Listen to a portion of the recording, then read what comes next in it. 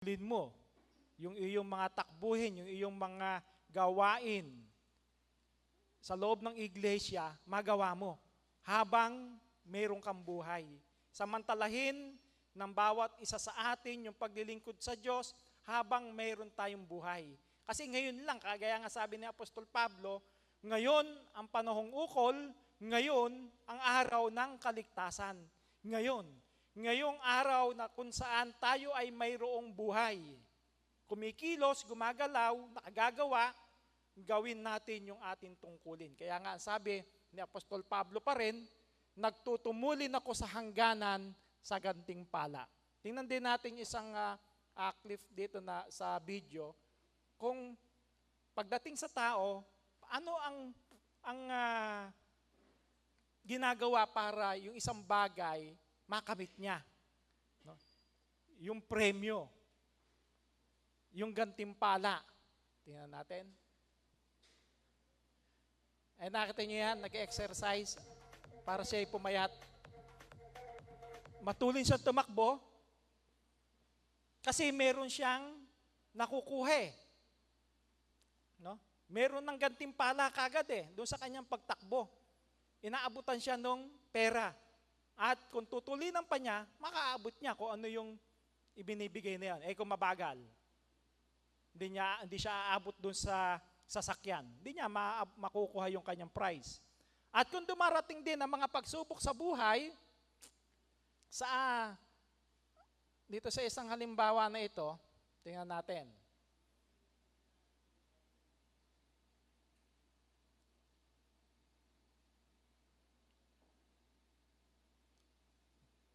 So siya ay isang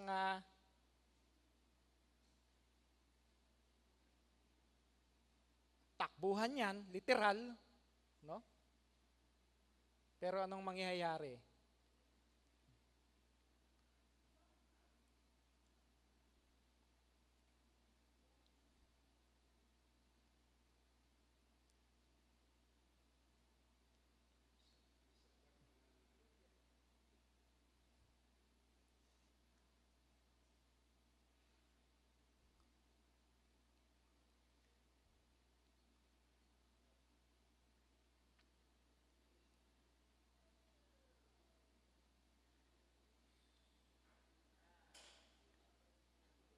Madapa, ano?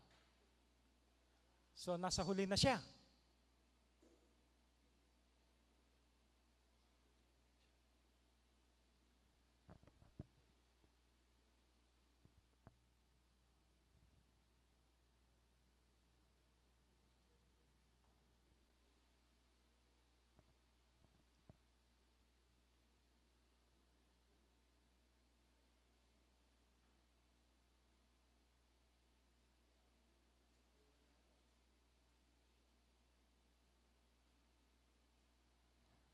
Nakita niyo yun? Nadapa na, nanalo pa. Talagang nagtumulin siya para makamit niya yung gantimpala. Di ba? So, sa buhay din natin ngayon, ganyan din. Pagdating sa ating pamumuhay, marami tayong ups and down na pinagdadaanan, maraming mga pagsubok na dumarating sa ating buhay, pero ano man yung mga pagsubok na yon, nadapa ka man, tayo'y tumatayo. Nagpapatuloy tayo sa ating lakad. Gaya na sa isang quotation din. Pag nadapa ka sa hamon ng buhay, lumuhod at manalangin ka. Bumangon ka at laban na uli. May awa ang Diyos. Di ba? Sa ating buhay, ganun, di ba? Pagdating sa ating pang-araw-araw na pamumuhay, gaya ng paksa, yung Bible study nung nakaraan, meron tayong kanya-kanyang pasan. So yung hamon ng buhay, talagang pagsikapan natin na tayo yung manalo. Madaig natin. Kung ano may mga pagsubok, ano man tukso, tayo ang manalo. Yung kalooban ng Diyos ang magawa ng bawat isa sa atin. Ngayon, kung dumating sa atin yung mga pagsubok, ano naman ang gagawin ng Panginoon sa atin? Kung dumarating sa atin yung ating mga pagsubok, Apocalypse 3:10, sapagkat tinupad mo ang salita ng aking pagtitiis, ikaw naman ay aking iingatan sa panahon ng pagsubok na darating sa buong sanlibutan upang subukin ang mga nananahan sa ibabaw ng lupa. Kaya kung dumarating yung mga pagsubok, kung tinutupad daw natin yung salita, tutulungan din tayo. No? Pag dumating yung pagsubok, iingatan tayo ng Diyos. Nandun yung tulong, yung patnubay ng Diyos. Kanino? Doon sa tumupad ng salita ng Diyos. Doon tayo tutulungan. Kung di mo tinutupad yung salita ng Diyos, kung dumating yung mga pagsubok, mga tukso sa buhay, tutulungan ka kaya niya?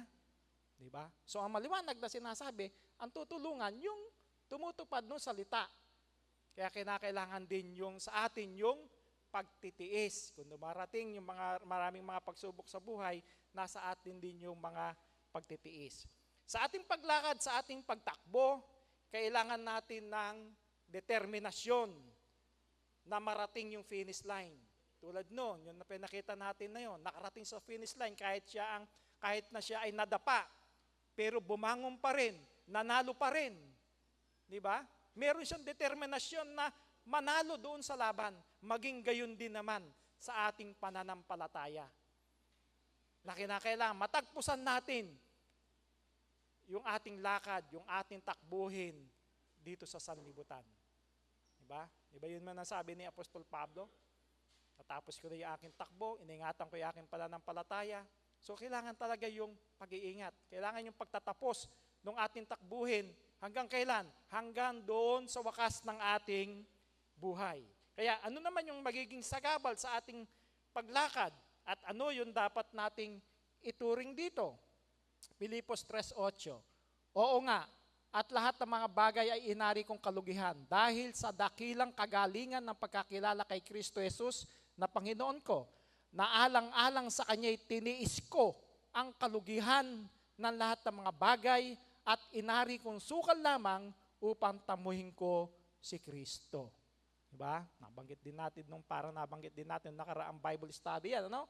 Kasi yun yung pasan nating cross. Pero kinakailangan na kung ano man yung mga bagay na hahadlang, aruin daw nating kalugihan, sukal lamang, para masunod natin yung kalooban ni Kristo. Diba? Hindi yung kalooban natin, hindi yung kalooban ng ating kalaban. Kasi may kalaban tayo. Diba? Yung dyablo. Siya ang bumubulag ng pag-iisip ng mga hindi sumasampalataya. Pero tayong sumasampalataya, kung mananaig sa atin ang Panginoong Jesucristo, magkakaroon tayo ng pag-iisip tulad wika ng kay Kristo Jesus, hindi tayo madadaig na madaya ng dyablo at ng Satanas. Ngayon, anong klaseng pakikipaglaban ang dapat makita sa atin? 2 Timothy 2:5.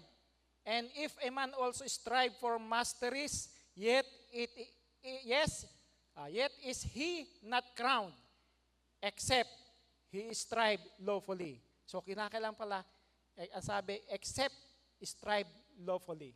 Kinakailangan pala na tayo'y gumagawa, nakikipaglaban ng matuwid. Diba? Hindi ka pwedeng manalo sa isang laban na hindi ka nakikipaglaban ng matuwid. Yung ating takbuhin sa ating pananampalataya, talagang kinakailangan matuwid ang iyong lakad. Tingnan natin doon sa palaruan din, di ba? Pagka mayroong, halimbawa, sumali ka sa boxing, no? Pwede ka bang mandaya doon? Yung merong diyan mga nananalo, pero pagka na-imbestigahan, kaya pala nanalo, may ginawang pandaya. Yung iba, hindi na sa shorts mabuti, meron palang palaman dito sa gloves. Yung iba, nagte-take ng gamot. Diba? Ngayon, pagka nalaman kahit siya ay nanalo, dinidisqualified, binabawian ng corona. Hindi kasi pwedeng yung nakikipaglaban ka ng hindi matuwid. May daya. Hindi pwede may daya sa pakikipaglaban. babawian ka ng corona. Di ba?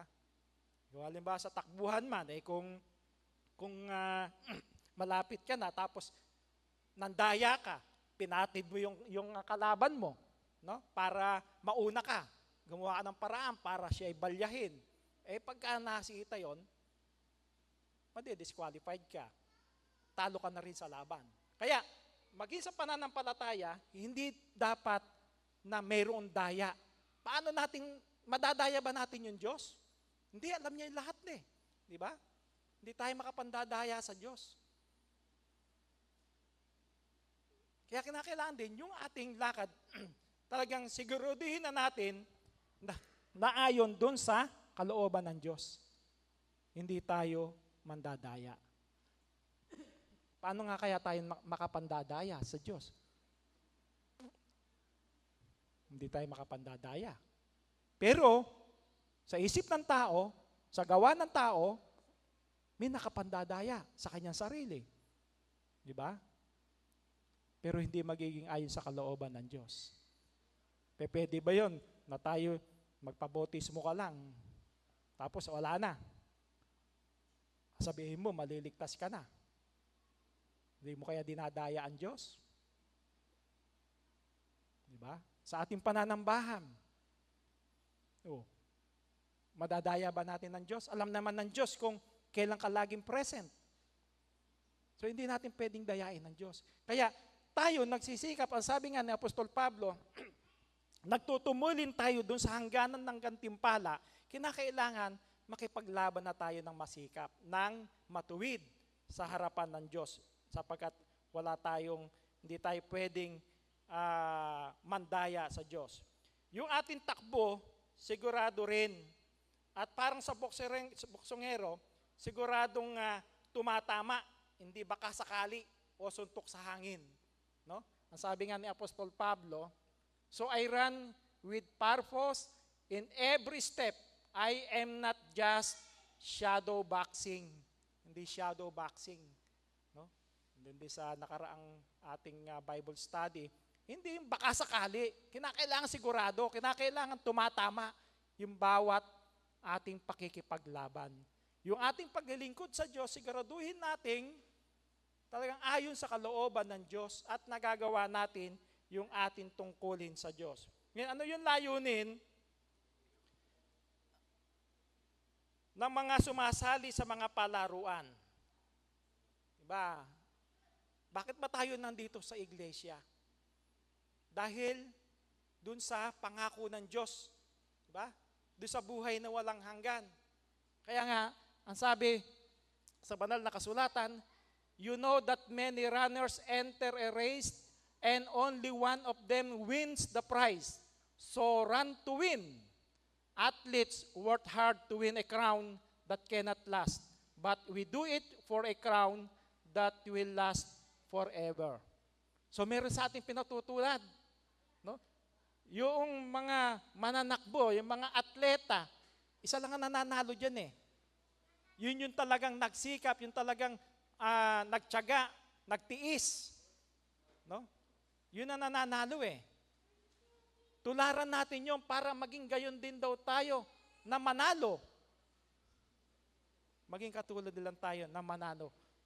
Na kung papaano yung mga athlete dito sa sanlibutan, meron lang gantimpala na para dito lang, panandalian lang, pero tayo, sa pananampalataya, mas higit yung ating inaasam na makakamit sapagkat hindi o walang hanggan, pangwalang hanggan yung prize na ipagkakaloob ng Diyos. Yun na nga ang buhay na walang hanggan. Pero, meron tayong susupilin. Ano rin yung ating susupilin? But I discipline my body and bring it into subjection, lest when I have preached to others, I myself should become disqualified. Di ba? Kahit si Apostol Pablo, sinasabi niya na, pagka hindi rin siya nakapagtiis, hindi rin niya nagawa yung mga bagay na dapat niyang gawin sa iglesia, yung kalooban ng Diyos at ni Kristo, madi-disqualified siya. Kaya talagang kailangan yung pagtitiis, sinusupil yung ating sarili. Supilin natin yung ating sarili. Kasi kung di natin susupilin at mandadaya tayo, disqualified tayo. Maalisin ka na. Di ba? So kinakailangan talagang straight yung ating paglilingkod sa Panginoon. Tulad din ni Apostol Pablo, ano ang ginawa niya doon sa mga nakaraan, sa mga kasamaan na kanyang mga nagawa. 3:13 ng Pilipos, mga kapatid, hindi ko pa inaaring inabot. Datapat isang bagay ang ginagawa ko, na nililimot ang mga bagay na nasa likuran at tinutungo ang mga bagay na hinaharap. Yan.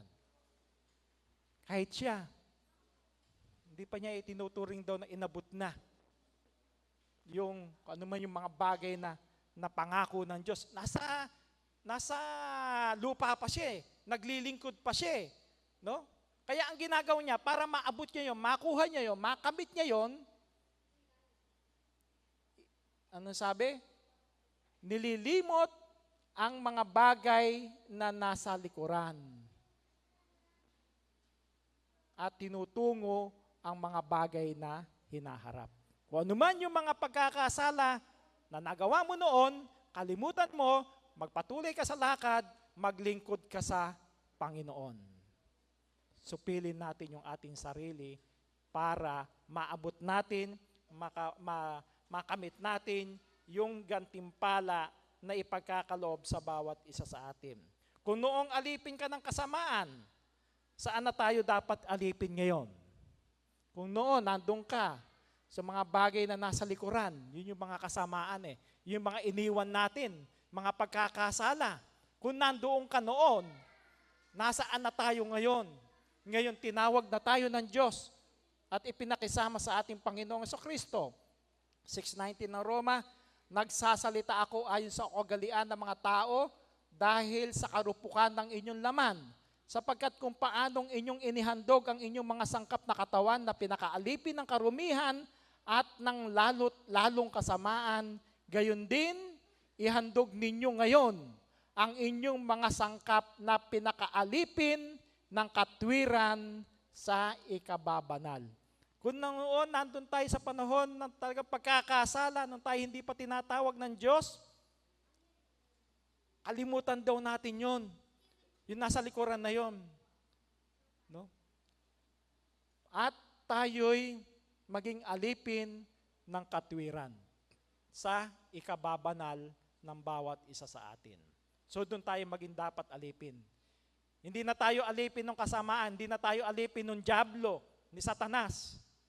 Kundi alipin tayo ng Diyos, alipin tayo ni Kristo sa paggawa ng katwiran sa ikababanal ng bawat isa sa atin. At yun ay magagawa natin kung mayroon tayong pagsupil sa ating sarili, pagtitiis, pagtitiyaga, para magawa natin yung kalooban ng Diyos. Ano yun yung mga bagay na ginawa ni Apostol Pablo upang maipakita yung kanyang determinasyon na maging sakdal at magkamit ng gantimpalang buhay na walang hanggan. 3:12 ng Pilipos, I have not yet reached my goal and I am not perfect, but Christ has taken hold of me. So I keep on running and struggling to take hold of the prize. Diba? So talagang manatili kang tumatakbo, gumagawa ng mga bagay na ayon sa kalooban ng Diyos. No? Na hindi sa ako'y nagtamo na, ako'y nalubos na, kundi nagpapatuloy siya. Baka sakali wikang maabot niya yung ikinaabot naman sa kanya ni Kristo. Kung ano yung baka sakali daw maabot niya kung ano yung kalooban ni Kristo na mangyari sa kanya, maabot niya. At yun ay sa pamamagitan ng patuloy niyang pagtakbo o paglakad sa paggawa ng ayon sa kalooban ng Diyos at ng Panginoong Heso Kristo. Gusto rin sana ni Apostol Pablo na talagang, ayon nga kay Apostol Pablo, gusto niya lahat mangyari. Kasi sabi ni Apostol Pablo, talagang dahil ng mga nagawa niya yan, no? Nanatili siyang naglilingkod sa Diyos, nagtutumulin siya para makamit niya yung tagumpay, yung gantimpala. Ayaw niya siya lang. Kaya nga binibigay niya yung halimbawa, yung kanyang sarili, para panundan ng lahat ng mga lingkod ng Diyos. Pero meron siyang napapansin din na bagamat nagnanais, mga relihiyoso, pero hindi makakaabot doon sa finish line. Hindi makakamit yung tagumpay. Bakit kaya? Ang sabi ni Apostol Pablo, 10:3 ng Roma, mga kapatid, ang nais ng aking puso at ang aking panalangin sa Diyos ay patungkol sa kanila, upang sila'y mga ligtas. So meron siya ipinapanalangin. Mga reliyoso to, pero ang sabi niya, para daw maligtas. Sapagkat sila'y pinatotohanan ko na may mga pagmamalasakit sa Diyos, datapwat hindi ayon sa pagkakilala. Sapagkat sa hindi nila pagkaalam ng katwiran ng Diyos at sa pagsusumakit na may tayo ang sariling kanila, ay hindi sila napasakop sa katwiran ng Diyos. Tumatakbo man ang isang tao, nagsisikap man ang isang tao, pero hindi daw ayon sa pagkakilala. Wala rin. Nais ni Apostol Pablo, sila'y mga ligtas. Pero hindi maaari kung mali naman yung pagkakilala. Kaya takbo ka man ng takbo, matulin man ang takbuhin mo, sumusunod ka ayon sa iyong sariling kalooban, ayon doon sa iyong alam, anumang paglilingkod ang gawin ng isang tao, kundi ayon doon sa kalooban ng Diyos. No? Hindi ayon doon sa katwiran ng Diyos. Ayaw pasakop sa katwiran ng Diyos. Hindi mananalo. Baka matuloy nga itakbo mo, diretso yung takbuhan, lumiko ka naman, hindi mo mararating yung finish line. Iba ang mararating mo. Di ba? Baka hukay. So kinakailangan talaga, alam din natin, tama ba yung ating tinatakbo? Nasa tamang daan ba tayo ng ating lakad, ng ating takbuhin sa pananampalataya? Nasa tama tayo. Sapagkat tayo'y na kay Kristo. Kaya ang sabi ng banal na kasulatan, ako ang daan, ang buhay, at ang katotohanan. Siya ang daan. Nandun tayo kay Kristo. Kaya nakatitiyak tayo, tama yung ating mga lakad dito sa sanlibutan. Ngayon, ano ang kanilang kahihinatnan? Itong sinasabi na yan, na hindi napasakop sa katwiran ng Diyos, na nais ni Apostol Pablo na maligtas sana. Pero hindi naman daw ayon sa pagkakilala. Sapagkat marami ang mga nagsisilakad na siyang madalas na akin sinasabi sa inyo, at ngayon sinasabi ko sa inyo na may pag-iyak, na sila ang mga kaaway ng krus ni Kristo, na ang kanilang kahihinatnan ay ang kapahamakan, na ang kanilang Diyos ay antiyan, at ang kanilang kapurihan ay nasa kanilang kahihiyan, na nag-iisip ng mga bagay na ukol sa lupa. Diba? Kaaway pala ng krus ni Kristo. Anong kahinatnan? Kapahamakan. Kung hindi sinusunod yung katwiran ng Diyos. Katwiran ng tao ang siyang sinusunod. Lalo na nga, pagdating sa turo't aral, sapagkat kung hindi na pasasakop sa katwiran ng Diyos, ibig sabihin, hindi yung turo't aral ng Diyos ang siyang dala. Ano ang dala? Ang sino man nagpapatuloy at hindi nananahan sa aral ni Kristo ay hindi kinaroroonan ng Diyos. Ang nananahan sa aral ay kinaroroonan ng Ama at gayon din ng Anak. Nagpapatuloy ka man daw, hindi ka roon nananahan sa aral ni Kristo, hindi ka pananahanan. Hindi ka kinaroroonan ng Diyos. Bakit? Kasi, ano ang kanilang dala? Kayong mga mapagpaimbabaw, mabuti ang pagkahula sa inyo ni Isaias na nagsasabi, ang bayang ito'y iginagalang ako ng kanilang mga labi, datapwat ang kanilang puso ay malayo sa akin. Datapwat walang kabuluhan ang pagsamba nila sa akin na nagtuturo ng kanilang pinakaaral ang mga utos ng mga tao. So wala rin palang kabuluhan. Kasi kung aral, utos ng tao, walang kabuluhan. Kaya tumatakbo ka man mabilis, nagsisikap ka sa paglilingkod, pero hindi pala nakaukol sa Diyos na tunay, yung iyong paglilingkod, baliwala. Wala rin daw kabuluhan. Diba? Lumalakad ka man ng paluhod, anumang mga sakripisyo, pasanin mo man, magpapako ka man sa krus. Pero kung turot aral ng tao, utos ng tao ang dala, hindi na pasasakop sa katwiran ng Diyos, wala rin daw kabuluhan yung pagsamba nila sa Diyos. Aling gawa ang may kabuluhan sa Diyos? Unang Korintos 15:58, kaya nga mga kapatid kong minamahal, kayo'y magsitatag, huwag makilos na laging sumasagana sa gawa ng Panginoon. Yamang nalalaman ninyo na hindi walang kabuluhan ang inyong gawa sa Panginoon. Lagi daw sumasagana sa gawa ng Panginoon.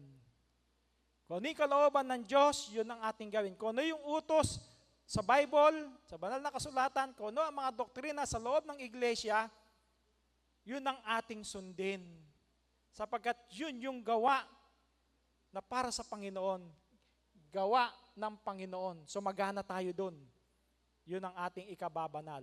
Mga turot aral ng Diyos ang ating sinusunod. Kung may kabuluhan, ano ang pangako sa atin? 2 Timoteo 4:8.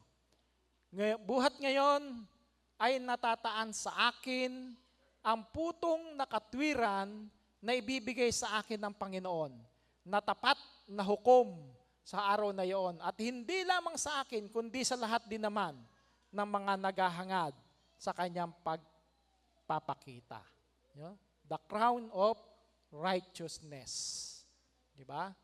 Yung putong nakatwiran, yun ang ibibigay ng Panginoon. Hindi lang daw nga sa Kanya, pati sa atin na mga nagsisikap na makaabot doon sa tagumpay na yon, sa pangako, sa pag-asa na ating makakamit, yung buhay na walang hanggan yon. No? Yun yung ipagkakaloob ng Diyos sa bawat isa sa atin. Kaya, nagtutumilin tayo sa ating pagtakbo. Nandito tayo, kaya tayo naglilingkod para doon sa pangako ng Diyos na buhay na walang hanggan. Gaya ng sabi sa ating Bible study, merong mansyon doon sa langit. Para tayo doon eh. Di ba? Para tayo doon. At nabanggit din na si Kristo taga-langit. Di ba? Tayo, ano rin tayo? Meron tayong dual citizenship.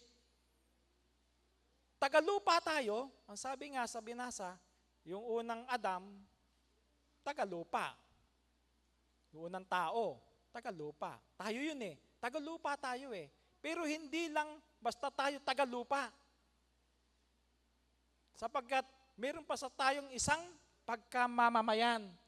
Ang sabi, Pilipos 3:20-21, sapagkat ang ating pagkamamamayan ay nasa langit, mula doon ay hinihintay naman natin ang tagapagligtas, ang Panginoong Hesukristo, na siyang magbabago ng katawan ng ating pagkamababa upang maging katulad ng katawan ng kanyang kaluwalhatian, ayon sa paggawa na may pagpapasuko niya sa lahat ng mga bagay sa Kanya. Yun. So, dual citizenship meron tayo. Dito panlupa, meron din tayong citizenship sa langit. Meron tayong pagkamamamayan doon sa langit. At kung papaanong, ay nga sa Bible study natin, umakyat si Kristo sa langit, maluwalhating katawan, mayroon siya. Magiging gayon din daw tayo upang maging katulad ng katawan ng kanyang kaluwalhatian. Magiging gayon din tayo. Maluwalhating katawan ang ipagkakaloob ng Diyos para tayo makaakyat sa langit. Para tayo lahat ay sumalubong sa ating Panginoong Hesukristo doon sa mga alapaap. At yun, mapapabilang tayo doon kung tayo magpapatuloy ng ating mga takbuhin, susundin natin yung utos ng Diyos, magtumulin tayo para makarating tayo doon sa finish line.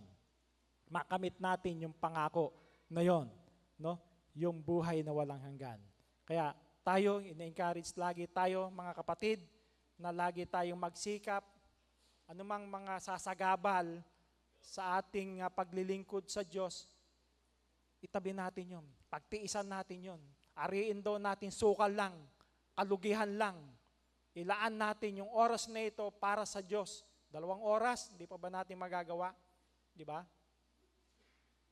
So, dapat talagang magsikap tayo para makamit natin yung gantimpala. At yung gantimpala na yun yung mansyon doon sa langit. Yun yung buhay na walang hanggan na ipagkakaloob ng Diyos at ng ating Panginoong Hesukristo. Isang magandang umaga po sa ating lahat. Maraming salamat, Elder Ferdinand A. Lorido, para sa mensahe. Sa ating po magtatapos, tayo po ay awit ng isang awit panalangin, number 42.